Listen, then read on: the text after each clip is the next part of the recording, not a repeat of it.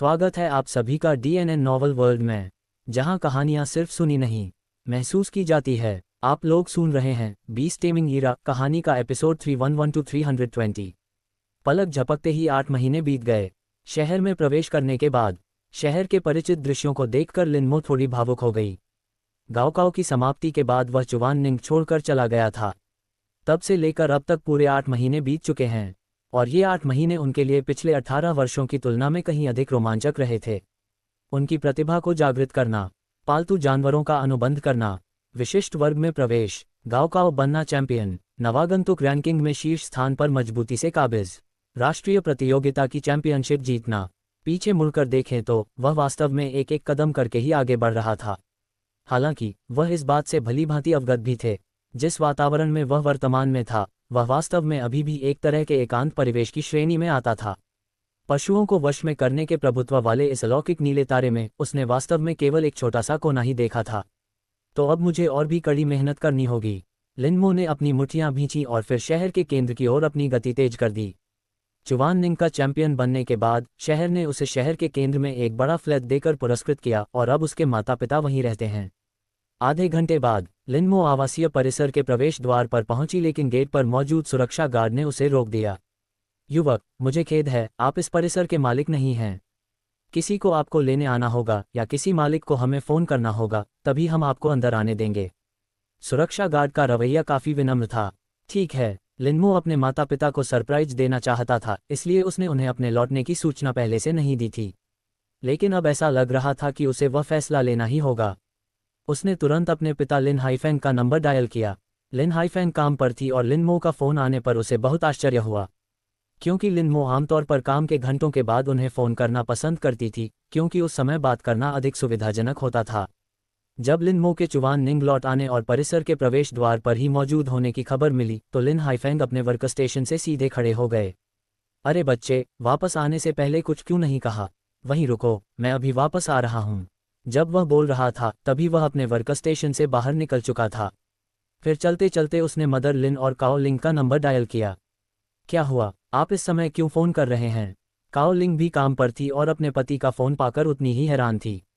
Xiao मो वापस आ गया है, वह इस समय परिसर के प्रवेश द्वार पर है। लिन हाइफेंग ने बिना समय बर्बाद किए यह बात कही। क्या? काओ लिंग भी अचानक अपनी कुर्सी से उठ खड़ी हुई। ये बच्चा वापस आने से पहले कुछ बोला क्यों नहीं? ये कहते हुए उसने जल्दी से अपना बैग उठाया और बाहर चली गई। लेकिन 2 कदम चलने के बाद ही वह वापस मुड़ी और इजाज़त मांगने के बाद पलक झपकते ही दौड़कर बाहर निकल गई। लिनमो करीब 20 मिनट तक परिसर के प्रवेश द्वार पर इंतजार करती रही। फिर उसने अपनी माँ काओ लिंग को एक टैक्सी से उतरते और मुख्य द्वार की ओर दौड़ते हुए आते देखा। माँ, धीरे चलो, कहीं गिर न जाओ। लिनमो जल्दी से दौड़कर उसके पास गई। तुम बदमाश, तुमने अचानक हमले करना सीख लिया है, जिससे तुम अपने पिता और मुझे पूरी तरह से चौंका देते हो। मिलते ही काओ लिंग ने पहले लिनमो को हल्के फुल्के अंदाज में फटकारा और फिर गंभीरता से अपने बेटे की जांच पड़ताल शुरू कर दी। लिनमो मुस्कुराते हुए आज्ञाकारी भाव से वहीं खड़ा रहा और अपनी माँ को उसे देखने दिया। काओ लिंग ने कुछ देर तक देखा और फिर संतुष्टि से सिर हिलाया। तुम पहले से लंबे और मजबूत हो गए हो। मैंने तुम्हें कितनी बार बताया है, मैं बिल्कुल ठीक हूँ।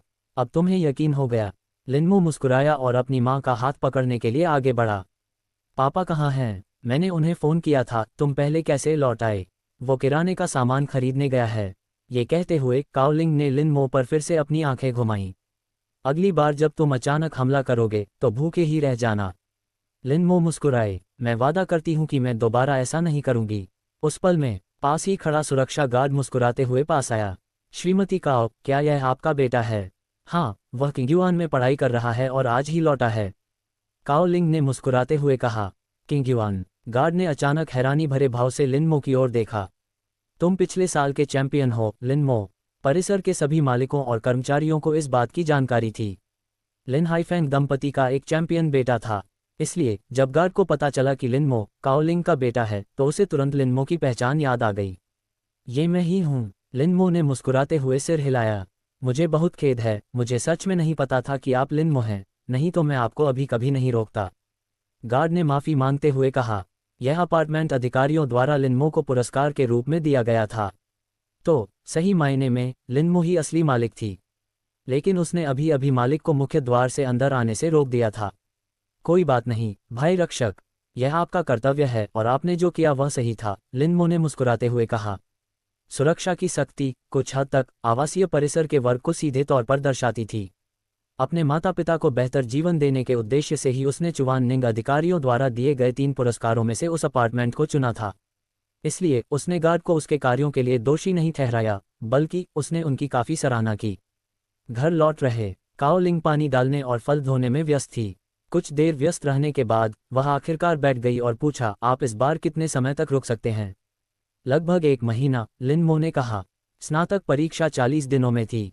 उसने लगभग 10 दिन पहले वापस जाने की योजना बनाई थी। आखिरकार शुरू होने से पहले उसे अभी भी कुछ तैयारी करनी थी। 1 महीना, काओ लिंग को अब भी लग रहा था कि समय थोड़ा कम है। हालांकि वह ये भी जानती थी कि एडवांस्ड बीस्ट टेमिंग अकेडमी की छुट्टियां आमतौर पर लगभग 1 महीने की होती हैं, इसलिए उसने और कुछ नहीं कहा। माँ और बेटे ने कुछ देर तक बातचीत की। उनके पिता लिन हाइफेंग किराने के सामान से भरे 2 बड़े थैले लेकर वापस लौटे। तुमने इतना सारा सामान क्यों खरीद लिया? लिनमो जल्दी से किराने का सामान लेने के लिए आगे बढ़ी। उसने सरसरी नज़र डाली। बाजार में मिलने वाली हर चीज़ वहाँ मौजूद थी, तरह तरह के मांस से लेकर सब्जियों तक। कुछ ऐसी चीज़ें भी थीं जिन्हें ये दंपत्ति आमतौर पर खुद खरीदना पसंद नहीं करते थे। ज़्यादा नहीं है, हम इसे आराम से खा लेंगे। लिन हाइफेंग बोलते हुए लिनमो को ध्यान से देख रहा था। थोड़ी देर बाद उसने भी काओ लिंग की ही बात दोहराई, तुम पहले से लंबे और तगड़े हो गए हो। लिनमो ने अपने पिता को सोफे पर बिठाया और फिर अपने माता पिता की ओर देखा। सिर्फ मेरे बारे में बात मत करो। मुझे ऐसा क्यों लग रहा है कि आप दोनों पतले हो गए हैं? क्या आप अभी भी पैसे बचाने के लिए खाने पीने और कपड़ों में कंजूसी कर रहे हैं?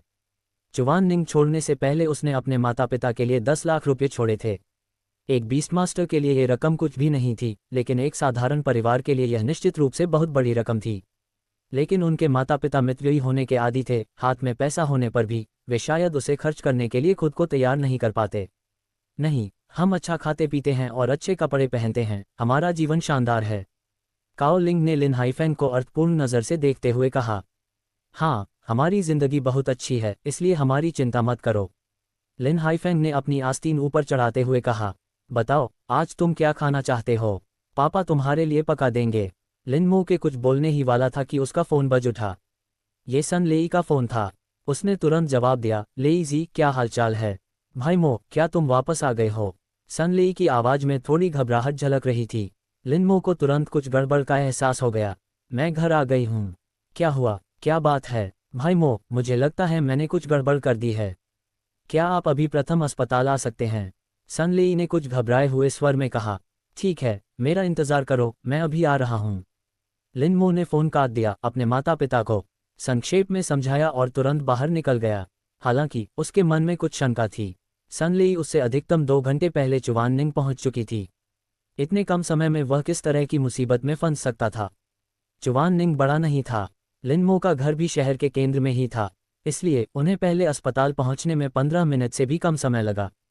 फिर उसने ऑपरेशन रूम के बाहर सन लेई को देखा। न केवल सन लेई, बल्कि सन लेई के माता पिता भी वहां मौजूद थे। हालांकि इस समय इस 3 सदस्यीय परिवार के चेहरे घबराहट और चिंता से भरे हुए थे।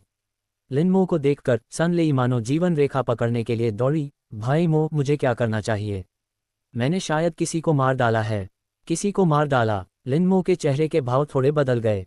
ब्लू स्टार पर स्थित हुआशिया के कानून सख्त थे। शहर में किसी की हत्या करने पर मामूली अपराध के लिए कारावास की सजा या गंभीर अपराध के लिए मृत्युदंड हो सकता था। शाओमो, तुम्हें लेईजी की मदद करनी ही होगी।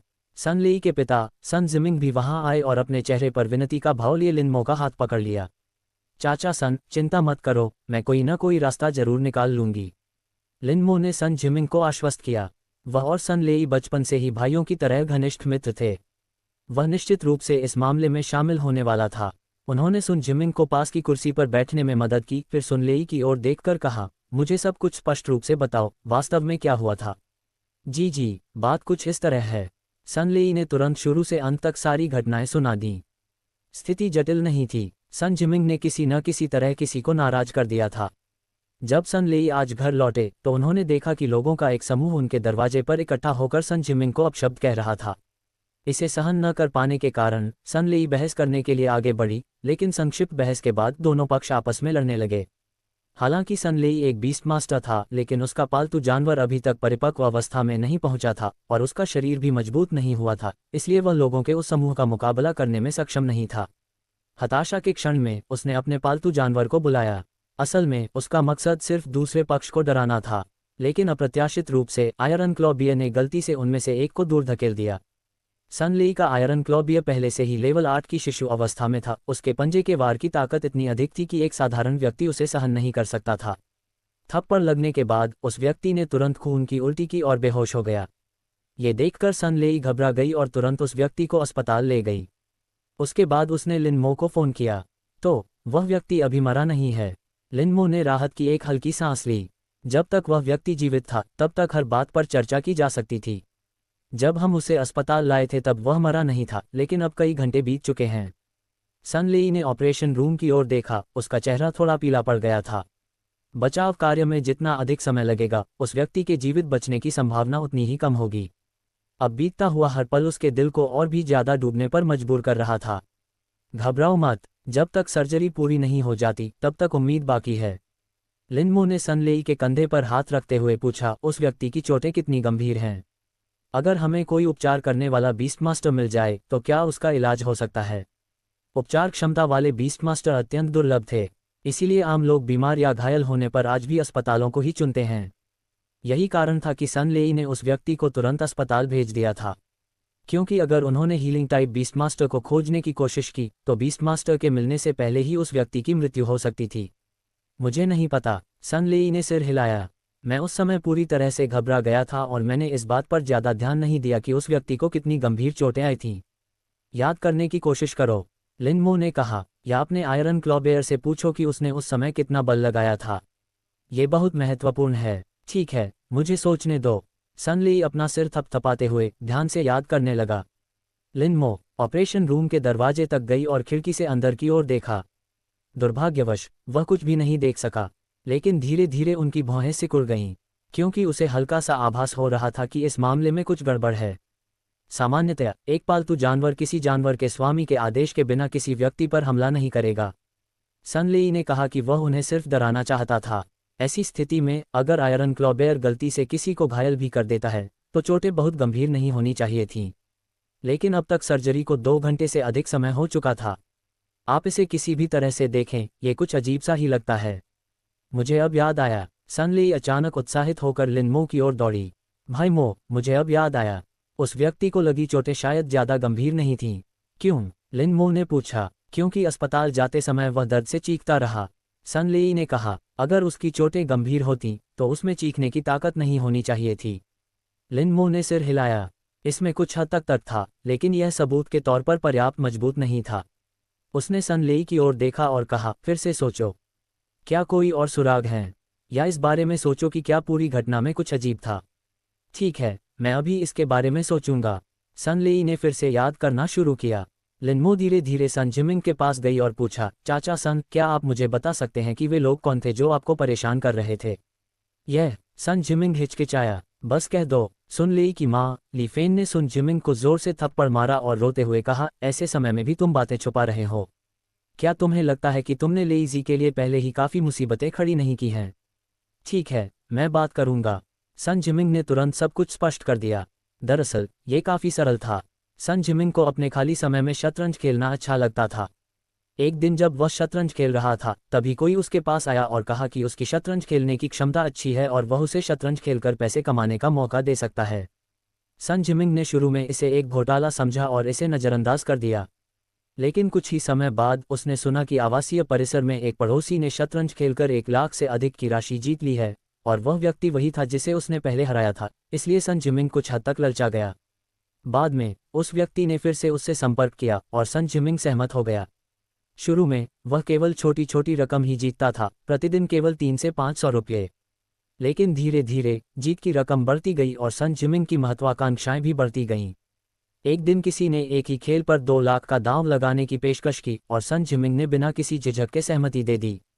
नतीजा निस्संदेह यही था कि सन जिमिंग हार गए। फिर अपने नुकसान की भरपाई के लिए उसने किसी से पैसे उधार लिए। आज जो लोग उसे लेने आए थे वे कर्ज वसूलने आए थे। काम खत्म करने के बाद सन जिमिंग ने गहरे अफसोस के साथ कहा, मैं मानता हूं कि मैं लालची था, लेकिन मैं लेईजी के कुछ बोझ को कम करना भी चाहता था। शाओमो, मुझे पता है कि यह सब मेरी गलती है, लेकिन लेईजी निर्दोष है। तुम्हें उसकी मदद करनी ही होगी। भले ही मुझे उसकी जगह जेल जाना पड़े, हम लेईजी के भविष्य को बर्बाद नहीं होने दे सकते। अंत में सन जिमिंग की आंखों में आंसू आ गए। उसके बगल में सन लेई की मां भी बेकाबू होकर रो रही थी। वे दोनों साधारण वेतनभोगी कर्मचारी थे जिन्होंने सन लेई की तरह एक बीस्ट मास्टर पुत्र पाने के लिए अपने जीवन का अधिकांश समय कड़ी मेहनत की थी। इसके अलावा सन लेई चुवाननिंग में डी ग्रेड प्रतिभा वाले कुछ ही लोगों में से एक था जिससे उसका भविष्य बेहद उज्ज्वल हो गया था। अगर इस वजह से सन लेई का भविष्य बर्बाद हो गया तो वे मरने के बाद भी खुद को कभी माफ नहीं कर पाएंगे।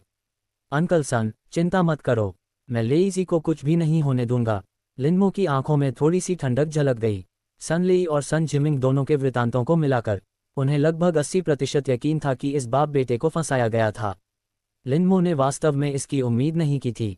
दरअसल ब्लू स्टार पर उन्हें पृथ्वी जैसी ही एक धोखाधड़ी का सामना करना पड़ा था। क्या ये वही तथाकथित अलग दुनिया, वही घोटाला हो सकता है? भाई मो, मुझे मिल गया। इसी क्षण सन लेई तेजी से चलकर वहां पहुंची। इसमें वाकई कुछ संदिग्ध है। जब उस व्यक्ति को दूर फेंक दिया गया तो मैंने देखा कि वह बुरी तरह घायल हो गया था और गुस्से में आकर मैंने आयरन क्लॉ बेयर को डांट भी लगाए। लेकिन आयरन क्लॉ बेयर ने मुझे जो प्रतिक्रिया दी उससे पता चला कि उसने लगभग कोई ताकत इस्तेमाल नहीं की। क्या तुमने अपनी ताकत का बहुत कम इस्तेमाल किया? लिनमो के चेहरे के भाव बदल गए। यदि ऐसा था तो यह उनके पिछले विश्लेषण से मेल खाता था। पालतू जानवर किसी बीस्टमास्टर के आदेश के बिना सक्रिय रूप से हमला नहीं करेंगे और वे किसी को डराने की कोशिश करते समय वास्तव में बल का प्रयोग नहीं करेंगे। इसलिए ऑपरेशन कक्ष में मौजूद व्यक्ति को गंभीर चोट नहीं लगनी चाहिए। इस बारे में सोच रहा हूं। लिनमो ने राहत की एक हल्की सांस ली। ऐसे में तो घबराने की कोई खास वजह ही नहीं है। चलिए थोड़ा और इंतजार करते हैं। ठीक है, सन लेई ने सिर हिलाया। उसके दिल की चिंता थोड़ी कम हो गई। ठीक तभी ऑपरेशन रूम के ऊपर की लाइट बुझ गई। यह इस बात का संकेत था कि सर्जरी पूरी हो चुकी थी। सन लेई, जो अभी अभी बैठी ही थी, अचानक खड़ी हो गई और तेजी से ऑपरेशन रूम के दरवाजे की ओर चली गई और बेसब्री से इंतजार करने लगी। लिनमो भी धीरे धीरे आगे बढ़ी और सन लेई के बगल में खड़ी हो गई। जल्द ही सफ़ेद कोट पहने कई डॉक्टर बाहर चले गए। डॉक्टर साहब, उनकी तबीयत कैसी है? सन लेई ने आगे खड़े मुख्य सर्जन की ओर देखा। माफ़ कीजिए, हमने अपनी पूरी कोशिश की। डॉक्टर ने खेद से सिर हिलाया और फिर अपनी टीम के साथ चले गए। धड़ाम, सन लेई के पैर लड़खड़ा गए और वह जमीन पर गिर पड़ा। उसकी आंखों में निराशा छाई हुई थी। लिनमो का दिल भी बुरी तरह बैठ गया। वह व्यक्ति मर चुका था। अगर वह ये साबित भी कर दे कि वे लोग धोखेबाज थे तो भी यह बेकार होगा। ब्लू स्टार के हुआशिया में किसी को मारना अनिवार्य रूप से एक कीमत के साथ आता था। मैं मरने लायक ही हूँ।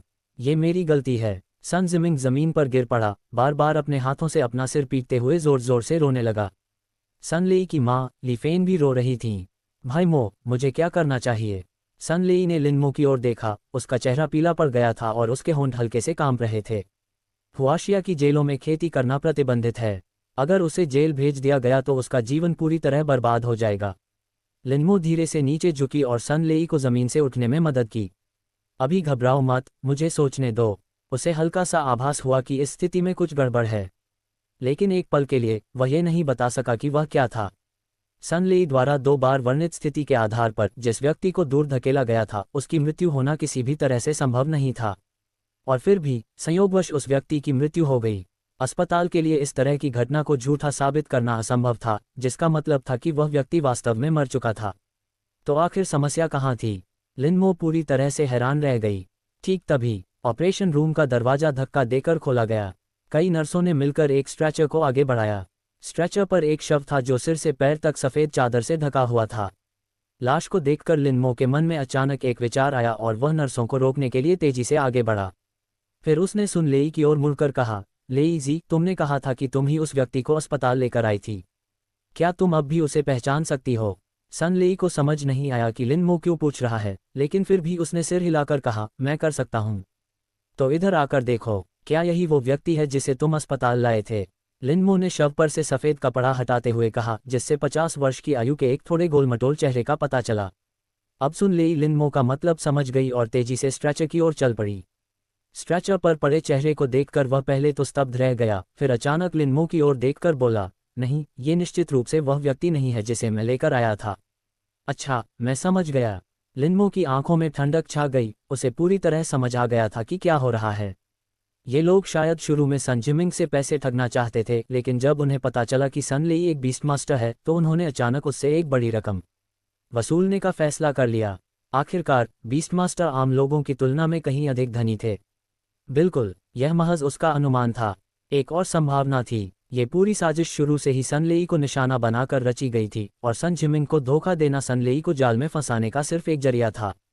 लेकिन फिलहाल उनका झुकाव पहली संभावना की ओर था, क्योंकि दूसरे वाले में पहले से योजना बनाने और रूपरेखा तैयार करने के साथ साथ सन लेई के यात्रा कार्यक्रम पर नजर रखने की आवश्यकता थी, जो कि कहीं अधिक कठिन होगा। भाई मो, अब हम क्या करें? इस समय तक सन लेई भी शांत हो चुका था। हम कुछ नहीं करेंगे, बस इंतजार करेंगे। लिनमो ने स्ट्रेचर पर पड़े शव को देखा। अगर उनका अनुमान सही था तो बहुत जल्द कोई न कोई सन लेई को लेने आ रहा होगा। और लगभग उसी क्षण यह विचार उनके मन में आया। ओह! अत्यंत दुख भरी रोने की आवाज सुनाई दी। लगभग 50 वर्ष की एक अधेड़ उम्र की महिला 7-8 युवकों से घिरी हुई तेजी से ऑपरेशन कक्ष की ओर चली गई।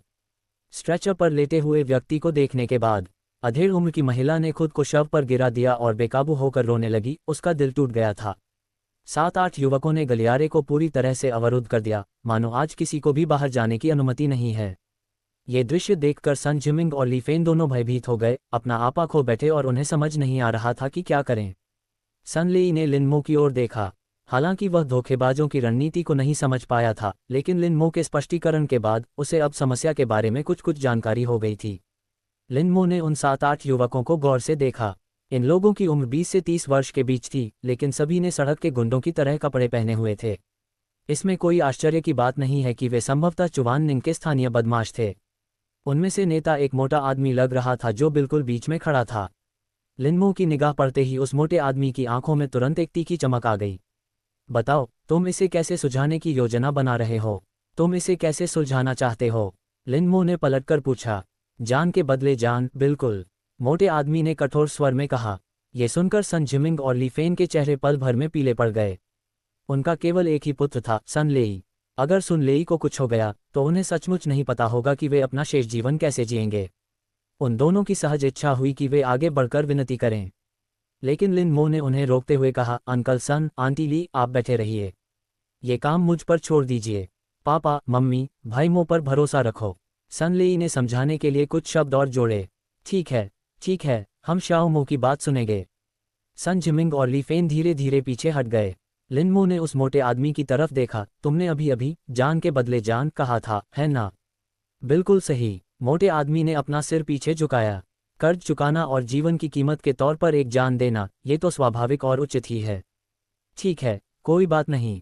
लिनमो तेजी से ऑपरेशन रूम में गया, 2 स्केलपेल उठाए और उन्हें उस मोटे आदमी के पैरों पर फेंक दिया। फिर उसने सन लेई को अपनी तरफ खींचा और कहा, ये चाकू तुम्हारे हैं, वो आदमी यही है। जाओ और उसे मार डालो। जाओ और उसे मार डालो। ये सुनकर मोटा आदमी पूरी तरह से स्तब्ध रह गया। जब उसने जान के बदले जान कहा तो उसका एकमात्र उद्देश्य दूसरे पक्ष को दया की भीख मांगने पर मजबूर करना था ताकि वे भारी कीमत की मांग कर सकें। लेकिन अब लिनमो ने वास्तव में अपने ठीक सामने वाले व्यक्ति को जान से मारने के लिए धक्का दे दिया था, जिससे वह असमंजस में पड़ गया कि उसे क्या करना चाहिए। कुछ पल के लिए सन रह जाने के बाद मोटे आदमी ने होश में आकर कहा, मुझसे किसी को मारने के लिए कह रहे हो? क्या तुम्हें लगता है कि मैं बेवकूफ़ हूँ? जब मैंने जान के बदले जान कहा था तो मेरा मतलब था पुलिस को बुलाना और अधिकारियों को इस मामले को संभालने देना। मैं समझ गया। लिनमो के चेहरे पर समझदारी का भाव आया। फिर उसने अपना लहजा बदलते हुए कहा, तो फिर उन्हें फ़ोन कर दो। मोटा आदमी एक बार फिर स्तब्ध रह गया। उन्हें इस तरह की कई स्थितियों का सामना करना पड़ा था। आमतौर पर जैसे ही दूसरे पक्ष को पता चलता कि वह पुलिस को बुलाने वाला है, वे तुरंत पीछे हट जाते थे। लेकिन लिनमो को देखकर ऐसा लग रहा था मानो उसे डर हो कि वह पुलिस को फ़ोन नहीं कर पाएगा। ये पहली बार था जब वह किसी ऐसे व्यक्ति से मिला था जो नियमों का पालन नहीं करता था।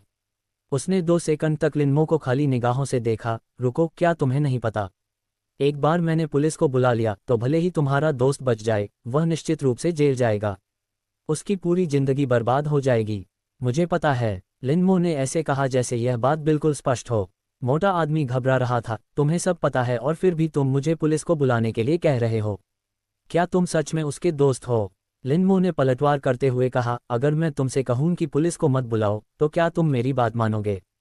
सपने में भी नहीं। मोटे आदमी ने रुककर कहा, बेशक उन्हें फ़ोन न करना नामुमकिन है, लेकिन हम किसी को हताश करके बंद गली में धकेलने वाले लोग नहीं हैं। हर बात पर बातचीत हो सकती है। तो फिर बातचीत संभव है। लिनमो ने उस मोटे आदमी की ओर देखा। तो मुझे बताओ, हमें बातचीत कैसे करनी चाहिए? बिल्कुल आसान, मोटे आदमी ने कहा। मेरे चाचा हमारे परिवार के मुखिया थे, जो सालाना 5 लाख से ज़्यादा कमाते थे। उनकी उम्र अभी 50 हुई है। अगर वे 60 साल की उम्र तक भी रिटायरमेंट लेते तो भी 7-8 साल बाकी रहते। 5 गुना 8 4 मिलियन होता है। आप पैसे दे दीजिए, बात खत्म। बस ठीक है। तो तुम्हें पैसे चाहिए? लिनमो ने भौहें चढ़ाते हुए कहा। 4 मिलियन? ये तो कुछ भी नहीं है ना? मोटे आदमी ने मुस्कुराते हुए कहा। हम बेवजह की मांग करने वाले लोग नहीं हैं। मांगी गई कीमत बिल्कुल वाजिब है। बिल्कुल सही, लिनमो ने सिर हिलाते हुए कहा। लेकिन फिर भी हम आपको ये पैसा नहीं दे सकते। उस मोटे आदमी का चेहरा पल भर में बदल गया। बच्चे, क्या तुम मुझसे मजाक कर रहे हो? नहीं नहीं, बिल्कुल नहीं, लिनमो ने झट से कहा। अभी तुम्हारा मतलब ये था कि जिसने भी तुम्हारे चाचा की हत्या की है, उसे तुम्हें 4 मिलियन देने होंगे, है ना? बिल्कुल, मोटे आदमी ने कहा। नहीं तो हम इसे अधिकारियों को सौंप देंगे। तो बस, लिनमो ने हाथ फैलाते हुए कहा। जिसने भी तुम्हारे चाचा को मारा है, वो तुम्हें भुगतान करे। मेरे दोस्त ने तुम्हारे चाचा को नहीं मारा, इसलिए जाहिर है उसे भुगतान नहीं करना पड़ेगा। उस मोटे आदमी ने उपहास उड़ाते हुए कहा। उसने उसे मारा या नहीं, ये तय करना तुम्हारा काम नहीं है। लिनमो ने कहा। लेकिन यह फैसला करना आपका काम नहीं है। लेकिन मेरे पास गवाह हैं, मोटे आदमी ने कहा। हमारे सभी लोग साबित कर सकते हैं कि तुम्हारे दोस्त ने मेरे चाचा की हत्या की है। हाँ, हम इसे साबित कर सकते हैं। मोटे आदमी के बगल में खड़े कई लोगों ने एक साथ आवाज उठाई। लिनमो हंसते हुए बोली। इतने सारे गवाहों के साथ आपको निश्चित रूप से पुलिस को बुलाना चाहिए। देखते हैं कि कोई जज आपकी गवाही पर विश्वास करता है या नहीं। उस मोटे आदमी ने अडिग लिनमो को देखा और ठंडे लहजे में कहा। बच्चे, लगता है तुम पैसे देना नहीं चाहते। लिनमो का चेहरा भी एकदम ठंडा पड़ गया। बिल्कुल सही, तुम्हें मुझसे एक पैसा भी नहीं मिलेगा। उस मोटे आदमी ने लिनमो को टकटकी लगाकर देखा। उसकी आंखों में एक ठंडी चमक कौंध रही थी। ये पहली बार था जब उसका सामना लिनमो जैसी इतनी जिद्दी शख्सियत से हुआ था। तभी उसकी नज़र अचानक कोने में पड़ी और उसने देखा कि सन जिमिंग लिनमो के ठीक पीछे खड़ी है। नजरें घुमाते हुए उसके होंठों के कोने पर एक ठंडी मुस्कान आ गई। ठीक है, चलो इस मामले को अभी के लिए छोड़ देते हैं। उस मोटे आदमी ने सन जिमिंग की ओर इशारा करते हुए कहा। उस पर हमारा कर्ज है। क्या अब उसे चुकाने का समय नहीं आ गया है? उस मोटे आदमी की निगाहों को भांपते हुए सन जिमिंग थोड़ा काम गया और उसने अपना सिर नीचे कर लिया। कितने? लिनमो ने पूछा। उसने समय के साथ कुल 800,000 उधार लिए। मूलधन और ब्याज मिलाकर मान लीजिए कि यह 1.5 मिलियन है, उस मोटे आदमी ने उदारतापूर्वक कहा। यह सुनकर लिनमो ने सन जिमिंग की ओर मुड़कर कहा। अंकल सन, क्या ये सच है? सन जिमिंग ने शर्म से सिर हिलाते हुए कहा। मुझे उस समय वास्तव में नहीं पता था कि ब्याज दर इतनी अधिक होगी। लिनमो ने और कुछ नहीं कहा और मोटे आदमी की ओर मुड़कर पूछा। कर्ज की रकम कहाँ है? मोटा आदमी पूरी तैयारी के साथ आया था। उसने अपनी छाती की जेब से एक कागज का टुकड़ा निकाला और धीरे धीरे उसे खोलना शुरू किया। लिनमो ने उस पर एक नज़र डाली। ये वास्तव में एक आयु कर्ज का वादा था। इस पर सन जिमिंग के हस्ताक्षर और अंगूठे का निशान था। 1.5 मिलियन। मैं तुम्हें पैसे देता हूं, तुम मुझे उधार का पैसा वापस कर दोगे, ठीक है? लिनमो ने पूछा। बिल्कुल सही, उधार के बदले नकद। मुझ मोटे लियू की अभी भी इतनी साख बची है, मोटे आदमी ने कहा। मुझे कैसे पता चलेगा कि यह ऋणनामा जाली है? अगर आपके पास बैकअप दस्तावेज हों तो क्या होगा? लिनमो ने कहा। बच्चे, क्या तुम में थोड़ी भी अक्ल है? लियू फैटी ने अधीरता से कहा। कर्ज के कागज पर लाल अंगूठे का निशान है। इस तरह का निशान केवल असली कागज पर ही मान्य होता है। अगर मैं 100 और नकली कागज बना दूं तो उसका क्या फ़ायदा? तो आयु की सिर्फ यही एक प्रति है ना? लिनमो ने कहा। बिल्कुल, लियू फैटी ने सिर हिलाया। लिनमो ने फिर से सन जिमिंग की ओर देखा। अंकल सन, आपने सिर्फ एक बार ही अंगूठे का निशान लगाया था, है ना? हाँ, बस एक बार, सन जिमिंग ने जल्दी से कहा। तो फिर यह आसान है। जैसे ही ये शब्द उसके मुंह से निकले, लिनमो की आकृति धुंधली हो गई और वह मोटे आदमी की ओर दौड़ पड़ा। फिर 1 सेकंड बाद वह अपनी मूल स्थिति में वापस आ गया और लियू फैटी ने बिल्कुल भी प्रतिक्रिया नहीं दी। उसे अचानक अपनी आंखों के सामने एक काली परछाई कौंधती हुई महसूस हुई। किसी चीज़ ने उसकी गर्दन को छुआ और फिर वह परछाई गायब हो गई। लिनमो के अपनी जगह पर वापस लौटने के बाद ही उसे आखिरकार समझ आया कि क्या हुआ था, क्योंकि जो ऋणनामा मूल रूप से उसके हाथ में था, वह अब लिनमो के हाथ में था। लियू फैटी ने खौफ से लिनमो की तरफ देखा, फिर अनजाने में अपनी गर्दन पर खरोंच के निशान को छुआ। अभी लिन मो की रफ्तार वाकई डरावनी थी। अगर लिन मो ने आयु लेने के बजाय उसे मार डाला होता तो शायद उसे पता भी नहीं चलता कि उसकी मौत कैसे हुई। अब चलो खुलकर बात करते हैं। लिन मो ने लियू फैटी की ओर हल्के से देखते हुए पूछा, क्या सन जिमिंग पर तुम्हारा कोई कर्ज है? लियू फैटी ने लिन मो की ओर देखा, उसकी निगाहें इधर उधर घूम रही थीं। वह वास्तव में लिन मो की ताकत से डरता था, लेकिन उसे ये भी लगा कि लिन मो शायद उसे मारने की हिम्मत नहीं करेगी। आखिरकार शहर में हत्या करना एक गंभीर अपराध था। लिन मो जानती थी कि लियू फैटी क्या सोच रहा है और हंसते हुए बोली, मेरा एक दोस्त है जिसका घर में सोते समय गला काट दिया गया था, लेकिन पुलिस को बुलाने के बाद भी उन्हें कोई सुराग नहीं मिला। आपको क्या लगता है कि पुलिस आखिर में ऐसे मामले को कैसे संभालेगी? लियू फैटी का शरीर थोड़ा कांप उठा और उसे अपनी गर्दन पर जहां खरोंच आई थी उस जगह पर एक अजीब सी ठंडक महसूस हुई। तुमने अभी तक मुझे जवाब नहीं दिया। क्या सन जिमिंग पर तुम्हारा कोई कर्ज है? लिन मो ने फिर पूछा। लियू फैटी ने अपने माथे से ठंडा पसीना पोंछा और जल्दी से कहा, नहीं, वह ऐसा नहीं करता। चूंकि उस पर कोई कर्ज नहीं है इसलिए ये ऋण बेकार है। लिन मो ने लापरवाही से आयु को पीसकर पाउडर बना दिया। एक और सवाल, आपके चाचा की मौत कैसे हुई? उसे एक कार ने टक्कर मार दी। लियू फैटी ने बिना झिझक के कहा। क्या आप निश्चित हैं? लिन मो ने पूछा। जी जरूर, लियू फैटी ने बार बार सिर हिलाया। तो क्या हम जा सकते हैं? लिन मो ने पूछा। जी जी, आप कृपया। लियू फैटी ने तुरंत अपने बगल में खड़े लोगों को रास्ते से हटने का इशारा किया। लिन मो मुस्कुराए और उसने सन लेई को सन जिमिंग और ली फेन को साथ लेकर बाहर जाने का आदेश दिया। लियू फैटी के समूह को पार करने के बाद वह रुका, पीछे मुड़ा और अपना फ़ोन लियू फैटी को दिखाते हुए बोला, वैसे मैंने अभी अभी तुम्हारी कही हर बात रिकॉर्ड कर ली है। और हाँ, अब से अगर सूर्य परिवार को कोई परेशानी हुई तो उसकी जिम्मेदारी तुम्हारी होगी। इसलिए बेहतर होगा कि तुम उनसे कुछ भी ना होने की उम्मीद करो, वरना। समझे? इतना कहकर उसकी नज़र लियू फैटी की गर्दन पर पड़ी, फिर वह मुड़ा और चला गया। बॉस, क्या हम उन्हें ऐसे ही जाने देंगे? लियू फैटी के बगल में त्रिकोणीय आंखों वाले एक व्यक्ति ने कुछ अनिच्छा से पूछा। सन ली और उनके पिता सन जिमिंग निस्संदेह उनके लिए एक बहुत बड़े मोटे भेड़ जैसे थे, जिस तरह की भेड़ें आपको शायद ही कभी देखने को मिलती हैं। और क्या? लियू फैटी ने अपनी आंखों में भयंकर चमक लिए अपने इस अधीनस्थ को घूरते हुए कहा, क्या तुम मुझे मरवाना चाहते हो ताकि तुम बॉस बन सको? बस यही बात है। ट्रायंगल आइज ने अपना सिर नीचे कर लिया और एक और आवाज़ निकालने की हिम्मत नहीं की। तभी लियू फैटी का गुस्सा थोड़ा शांत हुआ और उसने अपने साथियों की ओर देखते हुए कहा, क्या तुम सबने अभी उस युवक की रफ्तार देखी? अधीनस्थों के समूह ने एकमत होकर सिर हिलाया। लियू फैटी ने फिर पूछा, आपके विचार से किस स्तर के बीस्ट मास्टर के पास इस तरह की गति होगी? देखते ही देखते अधीनस्थ कर्मचारियों के समूह के चेहरों पर सदमे के भाव दिखाई देने लगे। हालांकि उन्होंने बीस्ट मास्टरी में ज़्यादा कुछ हासिल नहीं किया था और वे बस जैसे तैसे काम चला रहे थे, फिर भी उन्हें बुनियादी बातों की कुछ समझ थी। लिन मो ने अभी जिस गति का प्रदर्शन किया वह शायद एक उन्नत पशु स्वामी भी हासिल न कर पाए।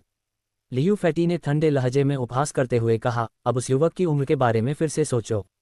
अधीनस्थों के समूह के चेहरों के भाव पल भर में भय से भर गए। 20 साल से कम उम्र का एक युवक जिसके पास इतनी असाधारण गति है कि शायद किसी उन्नत पशु स्वामी के पास भी न हो, ये सोचना ही डरावना था। लियू फैटी ने अपने मातहतों के चेहरों के भाव देखे और फिर थोड़ी आत्मसंतुष्टि के साथ कहा, अब समझ में आया कि मैं अभी इतना कायर क्यों था।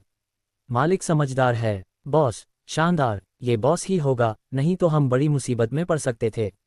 उद्धरण चिन्ह डॉट डॉट डॉट उद्धरण चिन्ह। अधीनस्थों के समूह ने जल्दबाजी में चापलूसी करना शुरू कर दिया। बॉस, अब आगे सन फैमिली का क्या होगा? एक दुबले पतले और कमजोर से कर्मचारी ने पूछा, क्या हम सचमुच सन फैमिली की रक्षा करने वाले हैं? लियू फैटी कुछ पल चुप रहा, फिर उसने कहा, रक्षा करो, हमें रक्षा करनी ही होगी। लिन मो ने जाते समय विशेष रूप से इस बात पर जोर दिया कि भविष्य में सन परिवार के लिए कोई भी मुसीबत आने पर उसकी जिम्मेदारी उसी की होगी। इसलिए अपनी जान की खातिर भी उसे सूर्य परिवार की अच्छी तरह रक्षा करनी पड़ी। भाई मो, धन्यवाद। अस्पताल से बाहर निकलते हुए सन लेई ने कृतज्ञता से भरे चेहरे के साथ लिन मो की ओर देखा। अगर इस बार लिन मो न होती तो उसे डर था कि वह सचमुच जेल में ही पहुंच जाता। ठीक है, मुझसे शिष्टाचार निभाने की कोई ज़रूरत नहीं है। लिन मो ने अभी भी सहमे हुए सन जिमिंग और उनकी पत्नी की ओर देखा। पहले चाचा और चाची को आराम करने के लिए वापस ले जाओ। उन्हें बता दो कि मामला सुलझ गया है और उन्हें अब चिंता करने की ज़रूरत नहीं है। हम सन लेई ने सिर हिलाया और अपने माता पिता को साथ ले गया। लिन मो ने उन्हें दूर जाते हुए देखा, फिर धीरे धीरे अपने घर की ओर चल दिया। रास्ते में उसने अपना फ़ोन निकाला और ली जेंग किंग को फ़ोन किया। वाह वाह वाह, बहुत अच्छा हुआ कि तुम वापस आ गए। ली जेन किंग बहुत खुश था, तो पहले तुम आराम कर लो। 3 दिन में शुरू होने वाले भाषण के बारे में क्या ख्याल है?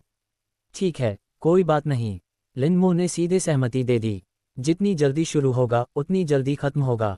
तब वह मन की शांति के साथ अपने माता पिता के साथ समय बिता सकेगा। घर लौट रहे उनके पिता लिन हाइफेंग रसोई में खाना बना रहे थे। उसकी माँ काओलिंग तुरंत उससे मिलने आई। उसके चेहरे पर चिंता साफ झलक रही थी और उसने पूछा, लेइजी का क्या हुआ? क्या मामला सुलझ गया है? एक छोटी सी समस्या थी, वो हल हो गई। लिनमो ने मुस्कुराते हुए कहा। ये तो अच्छी बात है। काओलिंग ने राहत की सांस ली। खाना तैयार है। उसी क्षण लिन हाइफेंग रसोई से भुनी हुई सब्जियों की एक प्लेट लेकर बाहर आई। लिनमो जल्दी से आगे बढ़ी और उसे उठाकर डाइनिंग टेबल पर रख दिया। छोटी सी खाने की मेज अब पूरे 8 व्यंजनों से भरी हुई थी। ये सभी घर में बने व्यंजन थे, लेकिन बिना किसी अपवाद के ये सभी लिनमो के पसंदीदा व्यंजन थे। लिनमो ने चावल परोस रहे लिन हाइफेंग की ओर देखा और कहा, पिताजी आपने बहुत मेहनत की है। ना समझ बच्ची, खाना बनाना इतना मुश्किल क्यों है? लिन हाइफेंग ने लिनमो के सामने चावल से भरा एक कटोरा रख दिया। खाओ। परिवार ने खुशी खुशी और सौहार्दपूर्वक भोजन करना शुरू कर दिया। भोजन के दौरान लिनमो ने बताया कि उन्हें भाषण देने जाना है। ये सुनकर लिन हाइफेंग और काओलिंग दोनों के चेहरे खिल उठे और उनके चेहरे पर मुस्कान आ गई। माता पिता के लिए अपने बच्चे की सफलता से बढ़कर खुशी की कोई बात नहीं होती। लिन हाइफेंग ने मौके पर ही बढ़िया शराब की एक बोतल निकाल ली और पिता पुत्र ने मिलकर उसका आनंद लिया। अगले दिन लिनमो दोपहर तक सोती रही और फिर उठी। फिर वह अपना सिर सहलाने और कड़वी मुस्कान के साथ कहने से खुद को रोक नहीं पाया, शराब सचमुच कोई अच्छी चीज़ नहीं है। कुछ मिनट लेटने के बाद और सिरदर्द में काफ़ी राहत महसूस करने के बाद वह आखिरकार उठा, हाथ मुंह धोया और बेडरूम से बाहर चला गया। काओलिंग रसोई में व्यस्त थी। लिनमो को देखते ही उसने तुरंत उसके लिए सूप का एक कटोरा लाया और बोली, सिर दर्द हो रहा है ना? लो, हैंगओवर सूप का एक कटोरा पी लो। पापा कहाँ हैं? लिनमो ने सूप का एक घूंट लिया। पेट में हुई गर्माहट से उसे काफ़ी ताजगी महसूस हुई। वह काम पर चला गया। काओलिंग ने गुस्से से भड़कते हुए कहा, तुम्हारे पिताजी शायद बूढ़े हो रहे हैं। कल तो वह बिना छुट्टी लिए ही वापस भाग गए। अगर वह आज नहीं गए तो शायद उन्हें सीधे नौकरी से निकाल दिया जाएगा। लिनमो अपनी हंसी नहीं रोक पाई। तो फिर पापा की तनख्वाह में कटौती होगी, है ना? उनके माता पिता साधारण वेतनभोगी कर्मचारी थे। उनकी संयुक्त मासिक आय लगभग 15 या 16 हजार ही थी। वह जंगल में जाकर एक प्रथम श्रेणी के खूंखार जानवर को मार सकता था और यह उनके संयुक्त वेतन के 10 वर्षों से भी अधिक मूल्य का होता। हालांकि वे दोनों अभी भी अपेक्षाकृत युवा थे और उनका घर पर ही रहना भी अच्छा नहीं था। इसलिए इस तरह की नौकरी करना वास्तव में उनके लिए काफ़ी अच्छा था।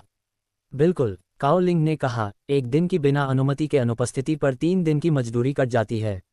बताओ, क्या तुम्हारे पिताजी बूढ़े हो रहे हैं या क्या? ये मेरी गलती है। मैं अचानक आ गई और पापा इतने उत्साहित थे कि छुट्टी लेना भूल गए।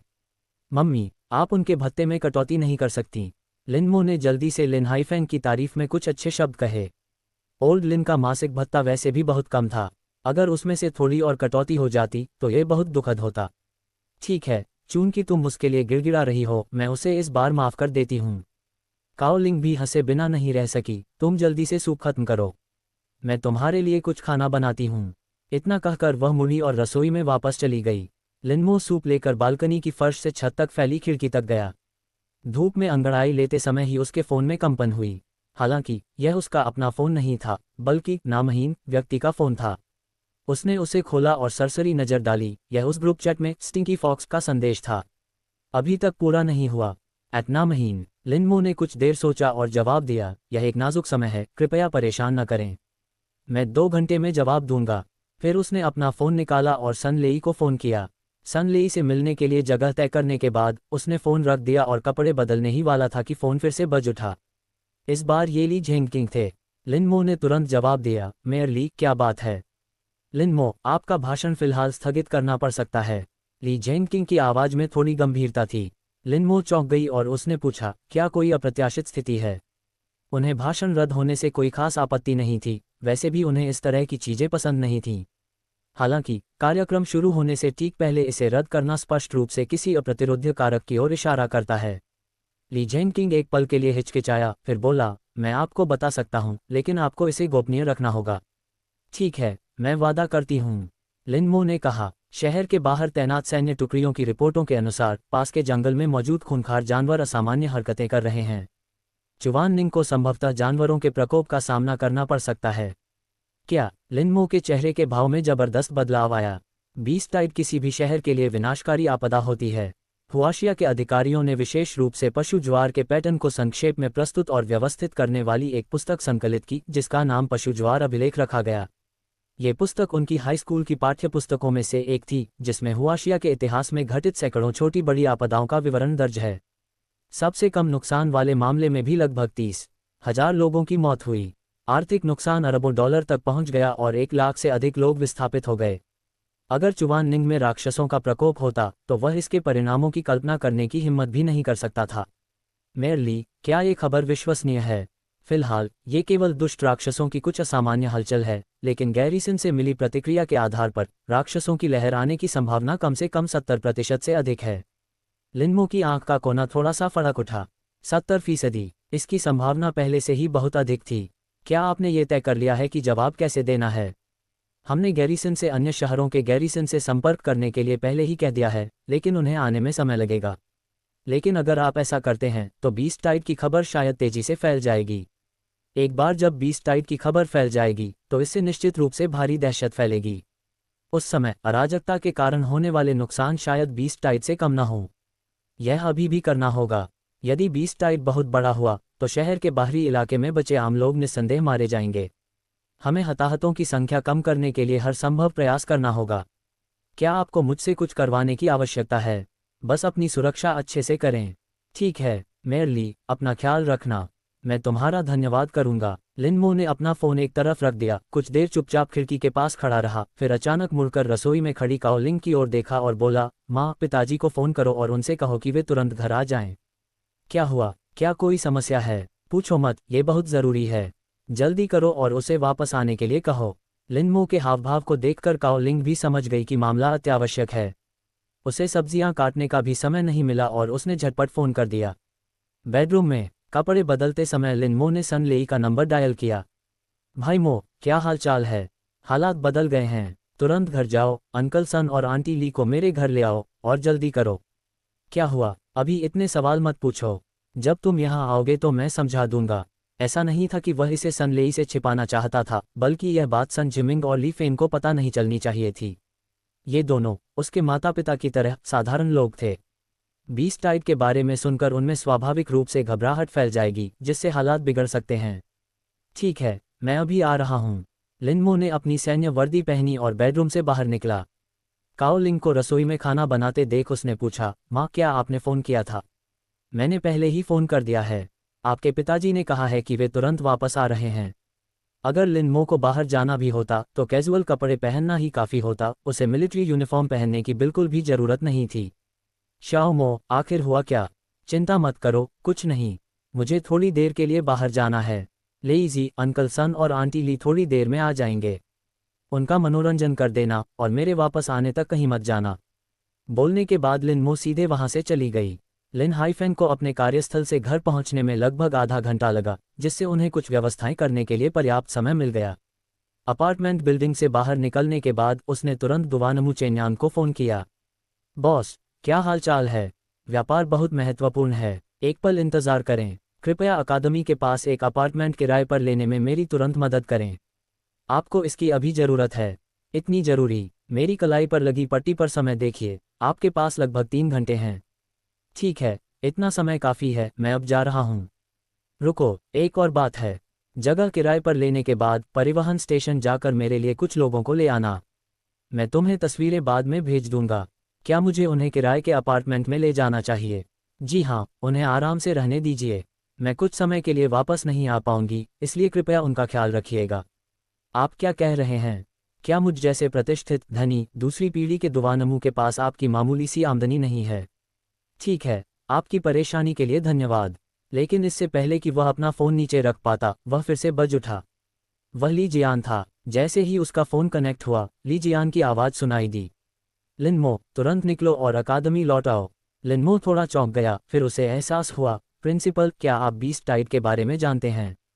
आपको भी पता है? मुझे अभी पता चला। क्योंकि तुम जानते हो, मुझे और कुछ कहने की ज़रूरत नहीं है। जल्दी लौट आना, वरना बहुत देर हो जाएगी। मुझे खेद है प्रधानाचार्य जी, मैं वापस नहीं जा सकता। उसने अभी अभी दुवानमू से एक अपार्टमेंट किराए पर लेने के लिए कहा था और उसकी योजना अपने माता पिता को कियान भेजने की थी। लेकिन उनका खुद जाने का कोई इरादा नहीं था। उनका जन्म और पालन पोषण चुवाननिंग में हुआ था। अब जब चुवाननिंग संकट में था तो यह एक बात थी कि उन्हें इसके बारे में पता नहीं था, लेकिन चूंकि उन्हें पता था इसलिए स्वाभाविक रूप से उन्हें योगदान देना ही था। बकवास। क्या आपको पता है कि बीस्ट टाइड कितना खतरनाक होता है? यहाँ तक कि उच्च रैंक वाले भी बीस्टमास्टर्स को लापरवाही बरतने पर अपनी जान गंवानी पड़ सकती है। एक छात्र होने के नाते आप इस समय इस स्थिति का सामना नहीं कर सकते। इसके अलावा जब भी राक्षसों का प्रकोप होता है, हुआशिया के अधिकारी और गैरिसन स्वाभाविक रूप से उससे निपटने के लिए आगे आते हैं। एक विद्यार्थी होने के नाते यह आपकी बारी नहीं है कि आप अपनी जान जोखिम में डालें। मुझे खेद है प्रधानाचार्य जी, मैंने पहले ही निर्णय ले लिया है। आप। कुछ क्षणों की चुप्पी के बाद उन्हें एहसास हुआ कि आगे समझाने बुझाने का कोई फायदा नहीं है और उन्होंने अपना लहजा बदलते हुए कहा, याद रखना, हीरो बनने की कोशिश मत करना और जल्दबाजी में कोई काम मत करना। कोई भी कदम उठाने से पहले योजना बना लेना और सुरक्षा सर्वोपरि है। मुझे याद है। धन्यवाद प्रधानाचार्य जी। अगर आप मुझे धन्यवाद देना चाहते हैं तो जीवित रहते हुए और वापस आकर व्यक्तिगत रूप से ऐसा करें। ली जियान से फोन पर बात खत्म करने के बाद लिनमो गहरी सोच में डूब गई।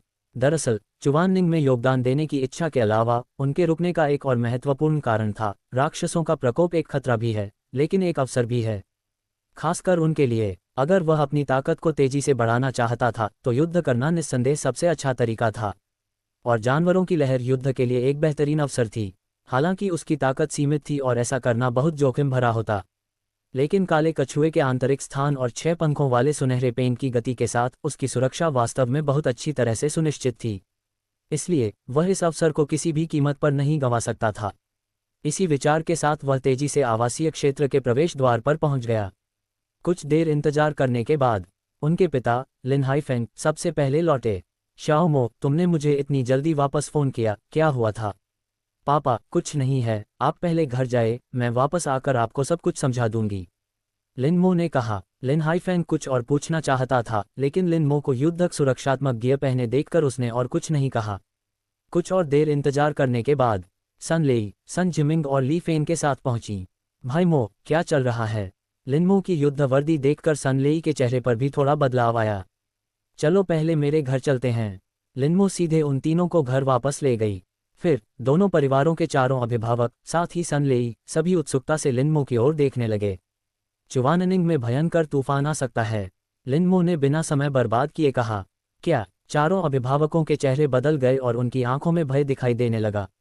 उनकी उम्र के लोगों ने, भले ही उन्होंने व्यक्तिगत रूप से किसी भयानक ज्वार का अनुभव न किया हो, लेकिन अन्य स्रोतों से इसके आतंक के बारे में जान लिया था। शाओमो, तुम यूं ही ऐसी बातें नहीं कह सकते। लंबे विराम के बाद लिन हाइफेंग ने सबसे पहले खुद को संभाला। खबर बिल्कुल विश्वसनीय है, लिनमो ने कहा, इसलिए मैंने पहले ही व्यवस्था कर ली है और आप सभी को कियान शहर भेजने की योजना बना ली है। तुम्हारा क्या विचार है? काओ लिंग ने तीखे स्वर में पूछा। मैं तुमसे बाद में मिलूंगी, लिनमो ने अहम मुद्दे को टाल दिया। हालांकि काओ लिंग का चेहरा थोड़ा पीला पड़ गया। बेटे को उसकी मां से बेहतर कोई नहीं जानता। लिनमो के ऐसा कहते ही वह उसके इरादे समझ गई थी।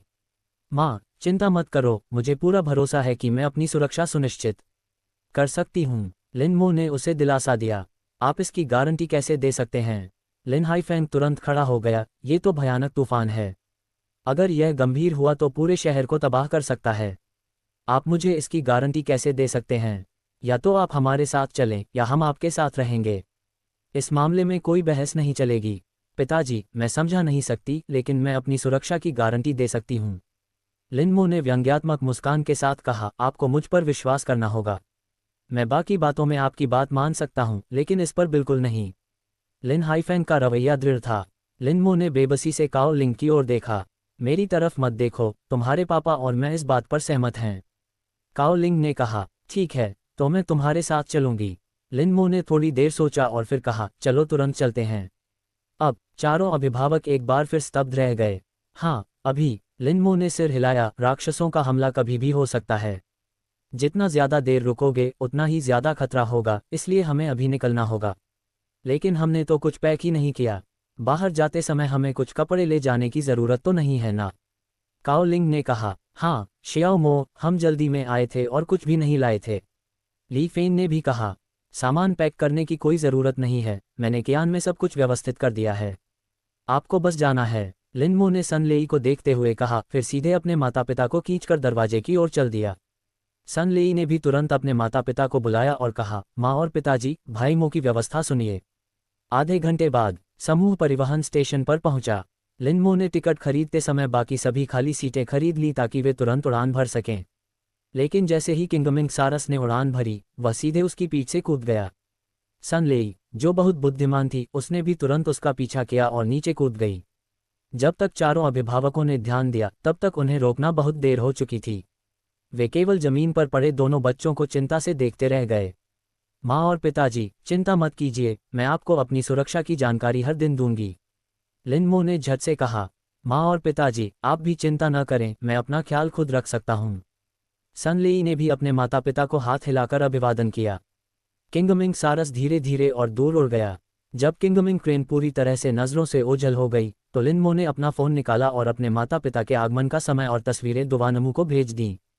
दुवानमू ने तुरंत प्राप्त हुआ लिखकर जवाब दिया। चलो चलें। लिनमो ने सन लेई की ओर देखा, अब हमें कुछ महत्वपूर्ण काम निपटाने हैं। क्या ज़रूरी काम है? सन लेई ने उत्सुकता से पूछा। लिनमो ने हल्की सी मुस्कान के साथ कहा, तुम्हें अभी पता चल जाएगा। लगभग 20 मिनट बाद दोनों शहर के केंद्र में स्थित सेंट्रल पार्क पहुंचे। फिर लिनमो सन लेई को पार्क के एक कोने में स्थित घने जंगल में ले गई। ये ठीक रहेगा। लिनमो ने घने जंगल में पौधों का जायजा लिया। ये जंगल के समान ही था। उसने नेमलेस का फ़ोन निकाला और सन लेई को देते हुए कहा, इस फ़ोन से मेरे लिए कुछ तस्वीरें खींच लो। ये कहकर वह घने जंगल में लेट गया। फिर अपनी उंगली का सिरा काटकर थोड़ा सा खून अपनी आंखों, नाक और मुंह के कोनों पर मल लिया। फिर अपनी आंखें बंद कर लीं और एक लाश की तरह व्यवहार करने लगा। सन लेई को समझ नहीं आया कि लिनमो क्या करने वाला है, लेकिन फिर भी उसने निर्देशों का पालन किया। कुछ ही देर में तस्वीरें खींची गईं। लिनमो ने फ़ोन उठाया और उनकी तरफ देखा। इसका असर ठीक ठाक रहा, इसलिए उसने सीधे ग्रुप चैट खोलकर तस्वीरें भेज दीं। बदबूदार लोमड़ी ने लगभग तुरंत जवाब दिया, तुम क्या कर रहे हो? तुम तो बड़े खिलाड़ी हो, इतनी छोटी सी गलती कैसे कर सकते हो? लिनमो चौंक गई। तब उन्हें एहसास हुआ, क्या उन्हें सिर की तस्वीरें देखनी ही होंगी? कुछ देर सोचने के बाद उन्होंने जवाब दिया, कोई विकल्प नहीं था, उस समय परिस्थितियां अनुकूल नहीं थीं। ऑपरेशन में गड़बड़ी हो गई और मैं लगभग पकड़ा ही गया था। बदबूदार लोमड़ी ने तुरंत जवाब दिया, क्या हुआ? वह बच्चा मेरे साथ किंगमिंग क्रेन से कूद गया था। अगर मैं पेड़ पर न फंसा होता तो अब तक मर चुका होता। आसपास खूंखार जानवर थे, इसलिए मैं सिर्फ तस्वीरें खींचकर अपनी जान बचाकर भाग सकता था। बदबूदार लोमड़ी, तो अब शव नहीं मिल सकता? लिनमो ने जवाब दिया, यह अब तक किसी खूंखार जानवर के पेट में जरूर होगा। बदबूदार लोमड़ी, हम क्या करें? सिर में गोली मारे बिना इनाम पहुंचाया नहीं जा सकता और हमें पैसे भी नहीं मिलेंगे। लिनमो, आप पहले इनाम जारी करने वाले से संपर्क करके पता कर लें कि क्या इसे पहुंचाया जा सकता है।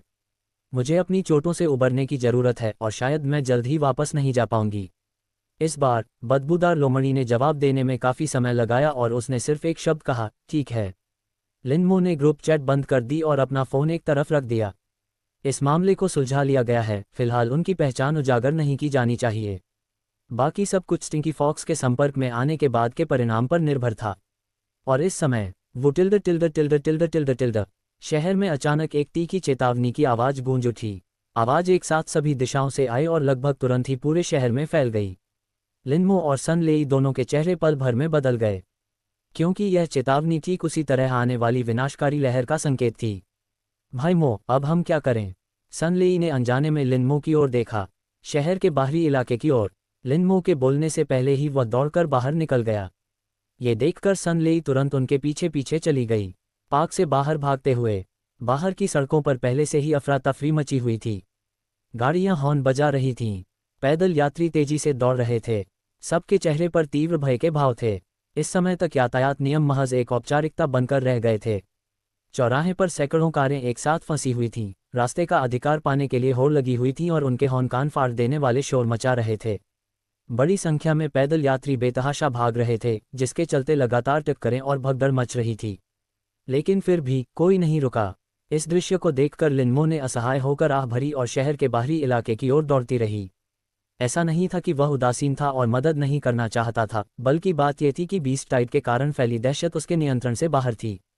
अगर वह अब हस्तक्षेप भी करे तो वह व्यर्थ होगा। छीनना मत, कृपया मत छीनना। एक बड़े सुपरमार्केट के पास से गुजरते हुए लिनमो ने अंदर से घबराहट भरी चीखें सुनी। उसने अंदर की ओर एक नज़र डाली। अंदर मौजूद घनी भीड़ बेतहाशा होकर सामान छीन रही थी। सुपरमार्केट की आधी से ज़्यादा अलमारियां खाली हो चुकी थीं। यहाँ तक कि सुपरमार्केट में व्यवस्था बनाए रखने वाले सुरक्षा गार्ड भी अब लुटेरे बन चुके थे। केवल सुपरमार्केट का मालिक ही उन्हें रोकने की पूरी कोशिश कर रहा था, लेकिन भीड़ द्वारा छीना झपटी करने के खिलाफ उसके अकेले के प्रयास पूरी तरह व्यर्थ साबित हुए। भाई मो, क्या हमें कुछ करना चाहिए? सुन लेई अब और नहीं देख पा रही थी। वह सबकी घबराहट को समझ सकता था, लेकिन इस तरह की लूटपाट सचमुच असहनीय थी। लिनमो ने सिर हिलाते हुए कहा, इसे अधिकारियों को संभालने दो। अलार्म बजने के बाद इसका मतलब है कि अधिकारियों ने पहले ही व्यवस्था कर ली है और व्यवस्था बनाए रखने के लिए जल्द ही कोई न कोई आ जाएगा। बात अब भी वही थी, यह उनके बस की बात नहीं थी, जब तक कि वे सीधे अंदर घुसकर लोगों को मारकर अपना अधिकार स्थापित न कर लें। अन्यथा केवल अपने 2 छात्र चेहरों के साथ, भले ही वे अपने पालतू जानवरों को बुला लें, वे इन लोगों को वश में करने में सक्षम नहीं हो सकते हैं। लगभग उसी समय लिनमो की आवाज़ भी धीमी पड़ गई। शहर में बज रहा अलार्म अचानक बंद हो गया। फिर हल्की सी कर्कश ध्वनि के बाद एक आवाज़ सुनाई दी, सभी चुवाननिंग नागरिकों के लिए, मैं मेयर ली जेंकिंग हूँ। राक्षसों का प्रकोप आने वाला है। मुझे पता है कि हर कोई बहुत घबराया हुआ है, लेकिन मैं फिर भी सभी से सामान्य जीवन व्यवस्था बनाए रखने का आग्रह करता हूँ। अराजकता न फैलाएं, तोड़फोड़ न करें, क्योंकि राक्षसों के प्रकोप के बाद भी चुवाननिंग हमारा घर रहेगा और हमें यहीं रहना होगा। ली जेंकिंग के शब्द गंभीर थे, लेकिन इसका असर। लिनमो ने सुपरमार्केट में अभी भी बेतहाशा सामान छीन रहे लोगों को देखा और असहाय होकर अपना सिर हिलाया। जीवन और मृत्यु के बीच बाकी सब कुछ तुच्छ था। हालांकि ली जेंकिंग की जनता के बीच काफ़ी अच्छी प्रतिष्ठा थी, लेकिन अब वह बेकार थी। उद्धरण चिन्ह ... शहर के बाहरी इलाकों में रहने वाले सभी निवासी कृपया तुरंत घर लौट आएं। अधिकारी आपके स्थानांतरण की व्यवस्था कर रहे हैं। देर होने पर आप स्थानांतरण वाहन से वंचित रह सकते हैं। शहर के बाहरी इलाकों में रहने वाले निवासी कृपया जल्द से जल्द शहर के केंद्र की ओर प्रस्थान करें। अधिकारियों ने अस्थायी सभा स्थल स्थापित किए हैं और वे आपको आवश्यक सामग्री की आपूर्ति सुनिश्चित कर सकते हैं। शहर के केंद्र में रहने वाले निवासियों से अनुरोध है कि वे घर पर ही रहें, अपने दरवाजे और खिड़कियां बंद रखें और अनावश्यक आवाजाही कम करें। ली जेंकिंग की आवाज़ जारी रही। लिनमो ने चुवाननिंग अधिकारियों द्वारा उठाए गए कदमों की अत्यधिक सराहना की। सभी को यथासंभव एकाग्र करने का प्रयास। इससे न केवल गैरिसन के संचालन में सुविधा होगी और हताहतों की संख्या कम होगी, बल्कि मनोबल भी अधिकतम सीमा तक स्थिर रहेगा। सबसे महत्वपूर्ण बात, यदि खूंखार जानवर बड़ी संख्या में शहर में घुस आएं, तो लोगों को एक साथ इकट्ठा करने से बचाव और सुरक्षा करना भी आसान हो जाएगा। लेकिन अगर ऐसी स्थिति सचमुच उत्पन्न हो जाती है, तो इसका मतलब होगा कि स्थिति अपने सबसे बुरे स्तर पर पहुंच गई है। लेईजी, लिनमो ने सन लेई की ओर देखा, उसका चेहरा बेहद गंभीर था। तुम्हें मेरे साथ ही रहना होगा। उसने सन लेई को अपने घर पर ठहराने के बारे में सोचा था, लेकिन फिर उन्होंने अपना मन बदल लिया और उस विचार को खारिज कर दिया। वह सन लेई की कुछ मदद कर सकता था, लेकिन वह सन लेई को एक नाजुक फूल नहीं बनने दे सकता था। इसलिए युद्ध में उसकी भागीदारी अभी भी बहुत आवश्यक थी। समझ गया, सन लेई ने सिर हिलाया। वह अच्छी तरह जानता था कि बीस्ट टाइड कोई मजाक नहीं था, इसलिए उसने जरा सी भी लापरवाही करने की हिम्मत नहीं की। दोनों बेतहाशा भागने लगे। अंततः आधे घंटे से अधिक समय के बाद वे शहर के बाहरी इलाके के पास पहुंचे। सड़क पर परिवहन वाहन तेजी से दौड़ रहे थे। हर जगह लोगों की भारी भीड़ खचाखच भरी हुई थी। ऐसे कई पैदल यात्री भी थे जिन्हें समय पर न पहुंच पाने का डर था, इसलिए वे समूहों में शहर के केंद्र की ओर चल पड़े। इससे लिनमो और सन लेई, जो 2 उल्टे यात्री थे, विशेष रूप से ध्यान आकर्षित करने लगे। लिनमो, तुम यहाँ क्यों हो? तभी सड़क के किनारे से गुजर रही एक कार अचानक रुक गई। खिड़की नीचे सरकी और ली जेंकिंग का धूल से सना चेहरा दिखाई दिया। मेयर ली, लिनमो तुरंत आगे बढ़ी, हम देखना चाहते थे कि क्या हम किसी तरह से मदद कर सकते हैं। बकवास। ली जेंकिंग का चेहरा गुस्से से लाल हो गया। यह ऐसा मामला नहीं है जिसमें तुम छात्रों को शामिल होना चाहिए। जल्दी वापस जाओ और रहने के लिए कोई सुरक्षित जगह ढूंढो। मेयर ली, मुझे अपनी रक्षा करने की क्षमता पर पूरा भरोसा है। लिनमो ने गंभीरता से कहा, बस मुझे जाने दीजिए और देखिए, शायद मैं आपकी मदद कर सकूं। ली जेंकिंग ने लिनमो की ओर देखते हुए कहा, लगता है तुमने अपना मन बना लिया है। अगर मैं तुम्हें जबरदस्ती वापस जाने के लिए मजबूर भी करूं, तो भी तुम शायद चुपके से वापस निकल जाओगे। वह हिचकिचाया, तो तुम मेरे पीछे आ सकते हो, लेकिन मैं पहले ही बता देता हूं, देखना ठीक है, लेकिन तुम्हें मेरी बात सुननी होगी।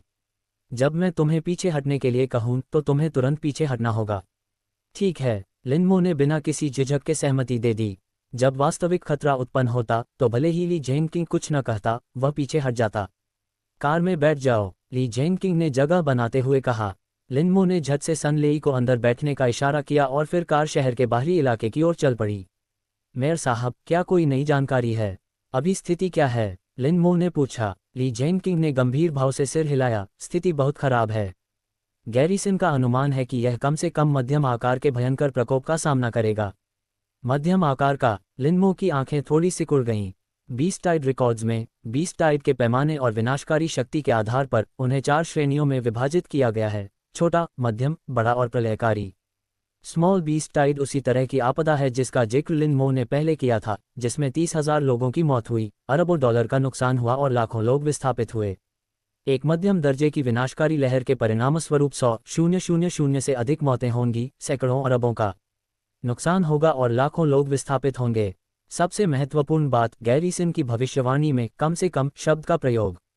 इसका मतलब यह था कि मीडियम बीस्ट टाइड पहले से ही सर्वोत्तम संभव परिणाम था, लेकिन मध्यम स्तर के भूकंप से भी चुवाननिंग की लगभग आधी आबादी विस्थापित हो जाएगी और परिणामस्वरूप होने वाले नुकसान और विनाश से उबरने में कम से कम 10 साल लगेंगे। और यदि कोई विशालकाय राक्षसी लहर आती है तो चुवाननिंग का पूर्ण विनाश होने की संभावना है। अधिक लंबे समय बाद तक नहीं। कार शहर के बाहर स्थित सीमा चौकी पर रुक गई। हालांकि इस समय सीमा चौकी लिनमो द्वारा आमतौर पर देखी जाने वाली चौकी से पूरी तरह अलग थी। सामान्यतः, हालांकि सीमा चौकी पर एक सैन्य दस्ता तैनात था, लेकिन चौकी पर पंजीकरण के लिए जिम्मेदार दर्जनों लोगों को छोड़कर बाकी अधिकांश लोग खुद को प्रकट नहीं करते थे। लेकिन अब सैनिक सतर्क थे और पूरी सीमा चौकी के आसपास हर जगह गश्त कर रहे थे। इसके अलावा सभी सैनिकों ने पहले ही अपने पालतू जानवरों को बुला लिया था और अनायास ही एक घातक ऊर्जा उत्पन्न हो गई। मेरे पीछे आओ, ली जेनकिंग ने आवाज लगाई और लिनमो और सन लेई को साथ लेकर थोड़ी ही दूर पर स्थित एक बड़े तंबू में जल्दी से पहुंच गए। तंबू के अंदर 7-8 अधिकारी आपस में बातचीत कर रहे थे। ली जेनकिंग को देखते ही वे तुरंत उनसे मिलने के लिए आगे बढ़े। नमस्कार, मेयर ली। कई लोगों ने एक साथ ली जेनकिंग को सिर हिलाकर अभिवादन किया। ली जेनकिंग ने औपचारिकताओं की परवाह न करते हुए सीधे शीर्ष अधिकारी की ओर देखा और पूछा, कमांडर वांग, मुझे वास्तविक स्थिति बताइए। कमांडर वांग ने सिर हिलाते हुए कहा, कुछ घंटे पहले हमने गश्त के लिए जो स्काउट भेजे थे उन्होंने पता लगाया कि जंगल में हमसे लगभग 50 मील दूर बड़ी संख्या में खूंखार जानवर इकट्ठा हो रहे हैं। विशेष बीस्ट्स की संख्या को देखते हुए यह मूल रूप से बीस्ट टाइड राक्षसों का सैलाब माना जा सकता है, इसलिए मैंने तुरंत इसकी खबर दी। फिलहाल सैन्य उच्च कमान ने आसपास के कई शहरों से सैन्य टुकड़ियों को आने के लिए जुटा लिया है, लेकिन यहाँ तक कि वो शहर के लिए भी, जो हमारे सबसे करीब है, सैन्य टुकड़ी को पहुँचने में 2 घंटे से अधिक का समय लगेगा। और अभी आधे घंटे पहले हमारे स्काउट्स ने फिर से खबर भेजी है कि खूंखार राक्षसों का जमावड़ा अभी भी जारी है। मोटे तौर पर अनुमान लगाया जाए तो वर्तमान में 50,000 से अधिक खूंखार राक्षस मौजूद हैं। 50,000! ली जेनकिंग की आंखें फड़क उठीं और उसका चेहरा बेहद बदसूरत हो गया। इस पैमाने की विनाशकारी बाढ़ के लिए यदि इसका केवल 10वां हिस्सा भी शहर में घुस जाए तो शहर को होने वाला नुकसान अथाह होगा। जी हाँ, और यह एक रूढ़िवादी अनुमान है। कमांडर वांग का चेहरा भी उतना ही गंभीर था। चुवाननिंग के पास स्थित गैरिसन में सैनिकों की संख्या 10,000 से थोड़ी अधिक थी। इतने बड़े पैमाने पर आए राक्षसों के प्रकोप का सामना करते हुए उन्हें अत्यधिक दबाव का भी सामना करना पड़ा। क्या आप जानते हैं कि इस दानव समूह का नेता किस श्रेणी का खूंखार जानवर है? ली जेनकिंग ने पूछा। सामान्यतः केवल राजा स्तर, अधिपति स्तर और दिव्य जानवर ही बीस्ट टाइड के नेता बन सकते हैं, क्योंकि खूंखार जानवर भी एक दूसरे पर हमला करते हैं। केवल इन 3 श्रेणियों के क्रूर जानवर ही इन एकत्रित क्रूर जानवरों को शांतिपूर्वक सह अस्तित्व में रख सकते हैं। हमें अभी पता नहीं है, कमांडर वांग ने कहा। जांच दल जांच का रास्ता खोजने की कोशिश कर रहे हैं, लेकिन वहां बहुत सारे खूंखार जानवर हैं और उनके लिए झुंड के केंद्र के करीब पहुंचना मुश्किल है। ली जेनकिंग का चेहरा और भी गंभीर हो गया। मुझे उम्मीद है कि यह राजा स्तर का होगा। अगर यह अधिपति स्तर का या कोई दिव्य पशु है तो चुवाननिंग सचमुच खतरे में पड़ जाएगा। उम्मीद तो यही है। कमांडर वांग ने भी यही बात दोहराई। और ठीक उसी समय द्वितीय लेफ्टिनेंट रैंक का एक अधिकारी शोक के भाव से भरे चेहरे के साथ तेजी से अंदर आया। कमांडर, ताज़ा खबर यह है कि हमने जो 5 स्काउट दस्ते भेजे थे वे सभी शहीद हो गए हैं। क्या? कमांडर वांग का चेहरा बदल गया। उनकी आंखों में दर्द साफ झलक रहा था। आसपास मौजूद कई अधिकारियों ने भी अनायास ही दुख के भाव प्रदर्शित किए। ठीक है, अभी उदास होने का समय नहीं है। कमांडर वांग ने तुरंत अपना मिजाज संभाला और दूसरे लेफ्टिनेंट की ओर देखते हुए कहा, स्टाफ ऑफिसर फैंग, बचे हुए स्काउट्स को तुरंत भेजो। हमें ये पता लगाना होगा कि यह खूंखार जानवर कौन है और इस राक्षसी झुंड का नेता किस रैंक का है, इससे पहले कि यह काम पूरा हो जाए। ये खबर उनके लिए बीस्ट टाइड का मुकाबला करने के लिए बेहद महत्वपूर्ण थी। लेकिन कमांडर, हमारे पास केवल 3 स्काउट दस्ते बचे हैं। अगर हम उन सभी को भेज देंगे तो बीस्ट टाइड शुरू होने के बाद कोई स्काउट उपलब्ध नहीं होगा, स्टाफ ऑफिसर फैंग ने कहा। ये सुनकर कमांडर वांग की भौहें स्वाभाविक रूप से सिकुड़ गईं। युद्ध क्षेत्र में परिस्थितियां तेजी से बदलती रहती हैं। स्काउट सेना की आंखें और कान होते हैं। विशेषकर बीस्ट टाइड शुरू होने के बाद स्काउट्स को हर समय खूंखार जानवरों की गतिविधियों की रिपोर्ट करते रहना चाहिए ताकि वे स्थिति के आधार पर सबसे सटीक निर्णय और तैनाती कर सकें। इसलिए इन स्काउट्स की अब किसी भी हालत में बलि नहीं दी जा सकती। कुछ देर सोचने के बाद उसने पास खड़े कई अधिकारियों की ओर देखा और पूछा, आप क्या सोचते हैं? लड़ाकू इकाइयों में से कुछ टुकड़ियों को चुनकर उन्हें अस्थायी रूप से स्काउट के रूप में काम करने देने के बारे में क्या ख्याल है? मेजर रैंक के एक अधिकारी ने कहा। नहीं, एक अन्य लेफ्टिनेंट कर्नल ने आपत्ति जताई। लड़ाकू इकाइयों ने स्काउट प्रशिक्षण नहीं लिया है और उनके पालतू जानवर स्काउटिंग के लिए उपयुक्त नहीं हैं। वहां जाने से न केवल समाचार प्राप्त करने में विफलता मिलेगी बल्कि व्यर्थ में मरने का भी परिणाम हो सकता है। लेकिन अगर हम मौजूदा स्काउट्स को भेजते हैं और वे भी बलिदान हो जाते हैं तो युद्ध शुरू होने के बाद हम अंधे हो जाएंगे, मेजर ने कहा। कुछ देर सोचने के बाद लेफ्टिनेंट कर्नल ने कहा, क्या हम बीस्ट मास्टर एसोसिएशन से कोई रास्ता निकालने के लिए कह सकते हैं? शायद वे स्काउट बनने के लिए उपयुक्त लोगों को ढूंढ सकें। ये तो बहुत अच्छा विचार है। मेजर की आंखें चमक उठीं। अगर हमारे पास पर्याप्त योग्य उम्मीदवार हैं तो न केवल हमारे पास अभी उपयोग करने के लिए लोग होंगे बल्कि युद्ध शुरू होने के बाद स्काउट्स की कमी की चिंता भी नहीं करनी पड़ेगी। कमांडर वांग ने भी सिर हिलाया और लेफ्टिनेंट कर्नल की ओर देखते हुए कहा, डिप्टी रेजिमेंटल कमांडर ली, तो मैं उनसे संपर्क करने का काम आप पर छोड़ता हूं। ये काम जल्दी होना चाहिए। ठीक है। डिप्टी रेजिमेंटल कमांडर ली तुरंत चले गए। हालांकि महज 3 मिनट बाद वह वापस लौटा। उसका चेहरा थोड़ा पीला लग रहा था और उसने कहा, मैंने पहले ही एसोसिएशन को लोगों से संपर्क करना शुरू करने के लिए कह दिया है, लेकिन कर्मचारियों की तैनाती में कुछ समय लग सकता है। तो फिर हमें क्या करना चाहिए? मेजर ने चिंता से कहा, हम पहले ही अंधे हो चुके हैं और हम एक पल भी इंतजार नहीं कर सकते। कमांडर वांग की भौहें कसकर सिकुड़ी हुई थीं, उनके चेहरे पर गंभीरता के भाव थे। बिना भूसे के ईंटें नहीं बनाई जा सकती। कोई उपलब्ध न होने के कारण वह एक क्षण के लिए भी कोई अच्छा समाधान नहीं सोच सका। मुझे जाने दोगे क्या? लिनमो खड़ी हो गई। बकवास। कमांडर वांग के कुछ बोलने से पहले ही ली जेनकिंग ने पहले ही बोल दिया और सीधे उसे डांटते हुए कहा, क्या तुम्हें लगता है कि स्काउट बनना कोई भी कर सकता है? गैरिसन में सभी स्काउट्स का चयन बहुत सख्ती से किया जाता है। उनकी प्रतिभा और पालतू जानवर तो ही कार्य के लिए सबसे उपयुक्त होते हैं और प्रत्येक स्काउट ने दीर्घकालिक व्यावसायिक प्रशिक्षण प्राप्त किया होता है। तुम, एक छात्र जिसने अभी तक उन्नत पशु प्रबंधन अकादमी से स्नातक भी नहीं किया है, स्काउट बनकर सीधे अपनी मौत को दावत दे रहे हो। ली जेनकिंग की बातें सुनकर कमांडर वांग ने भी लिनमो की ओर देखा और कहा, युवा साथी, आगे आने की आपकी इच्छा के लिए धन्यवाद, लेकिन मेयर ली सही कह रहे हैं। यह मामला बहुत खतरनाक है और आप वास्तव में इसके लिए उपयुक्त नहीं हैं। अगर मैं साबित कर दूं कि मैं योग्य हूं तो क्या मैं जा सकती हूं? लिनमो ने पूछा। लिनमो, बकवास मत करो, ली जेनकिंग ने सख्ती से कहा। आप लिनमो हैं? ये नाम सुनकर कमांडर वांग के चेहरे पर थोड़ी हलचल हुई। वही लिनमो जिसने राष्ट्रीय चैंपियन का खिताब जीता था। आसपास मौजूद कई अधिकारियों ने भी अनजाने में लिनमो की ओर देखा। हाल ही में उन्होंने सबसे ज्यादा जिस नाम को सुना वह था लिनमो, क्योंकि लिनमो चुवान निंग के इतिहास में राष्ट्रीय चैंपियन का खिताब जीतने वाली पहली छात्रा थीं।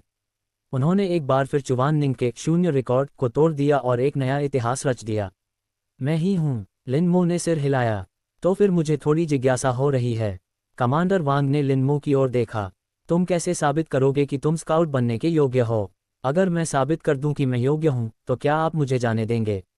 लिनमो ने पूछा। यह, कमांडर वांग ने कुछ नहीं कहा बल्कि ली जेनकिंग की ओर देखा। आखिरकार ली जेनकिंग ही उसे लेकर आया था, इसलिए अंतिम निर्णय ली जेनकिंग का ही था। हालांकि ली जेनकिंग कुछ हद तक दुविधा में था।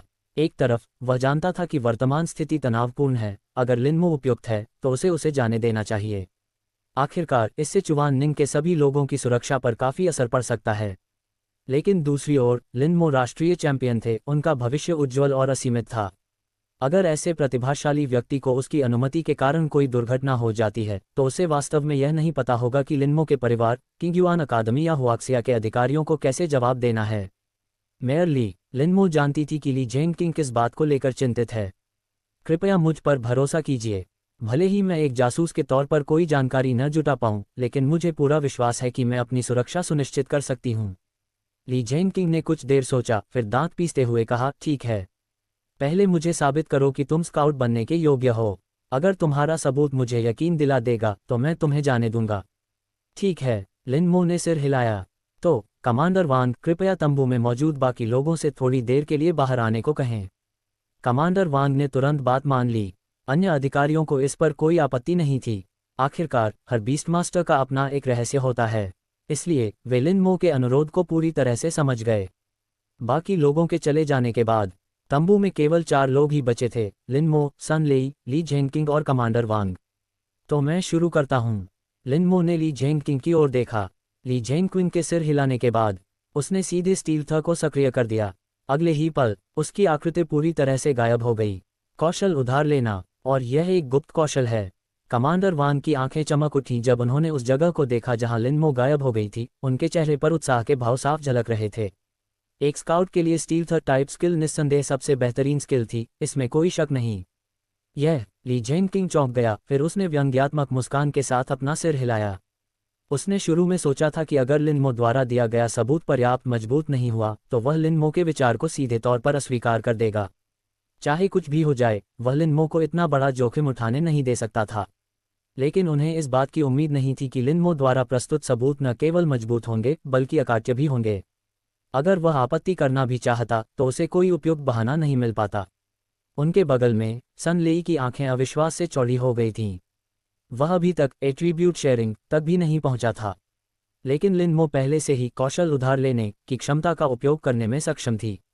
इसका मतलब यह था कि उसके और लिन मो के बीच की दूरी को एक विशाल खाई के रूप में ही वर्णित किया जा सकता था। लिन मो ने स्टील थ मोड को निष्क्रिय किया और धीरे धीरे प्रकट हुआ। सज्जनों, क्या ये पर्याप्त सबूत है?